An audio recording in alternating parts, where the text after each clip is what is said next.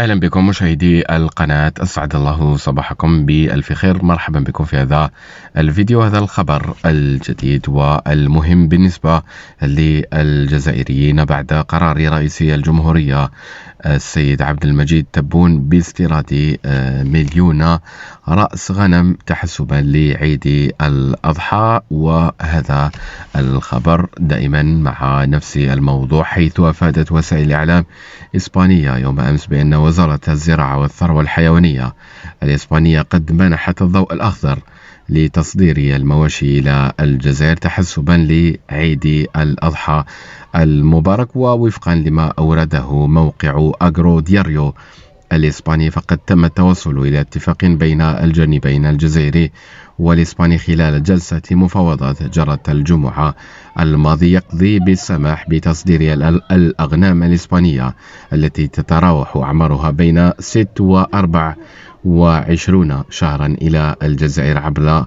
النقل البحري فقط. وبحسب ذات المصدر فإنه من المقرر أن تنطلق أولى عمليات التصدير يوم الاثنين 21 أفريل الجاري. ويأتي هذا الاتفاق في إطار تنفيذ توجيهات كما قلت رئيس الجمهورية السيد عبد المجيد تبون، الذي أعلن في وقت سابق عن تنظيم صفقة دولية لاستيراد 1,000,000 رأس من الغنم تتكفل بها مجمعات عمومية من بينها أغرولوغ ومجمع مدار أيضا.